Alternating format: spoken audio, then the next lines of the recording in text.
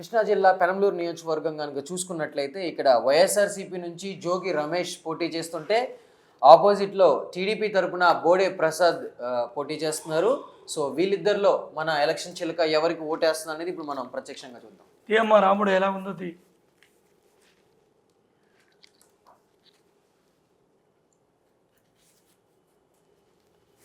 కానీ ఆయన పేరించి మాత్రంగానే లెక్క ప్రకారం కొన్ని గండాలు, కొన్ని చిక్కులు, కొన్ని ఆటంకులు అదే ఏది వచ్చినా దాటి వచ్చాడు. ఇప్పుడు లైఫ్లో మాత్రంగానే కరెక్టే ఒక రాజకీయంగా ఒక పాలిటిక్స్లో ఒక సొంతంగా తెలివితో పైకి వచ్చాడు. ఇంకా ముందు పెద్ద పోస్ట్ కొట్టాలని చూస్తున్నాడు. దానివల్ల మంచిగా అవుతుందండి, నష్టం జరగది. కొన్ని గండాలు మాత్రం లేవు, అవి తప్పిపోయినాయి. కొన్ని అవకాశాలు, కొన్ని మాత్రం కానీ శవ కార్యక్రమాలు చాలా ఉన్నాయి. మంచి జరుగుతుంది, శని మాత్రం లేదు, అన్నీ జయం జరుగుతుంది.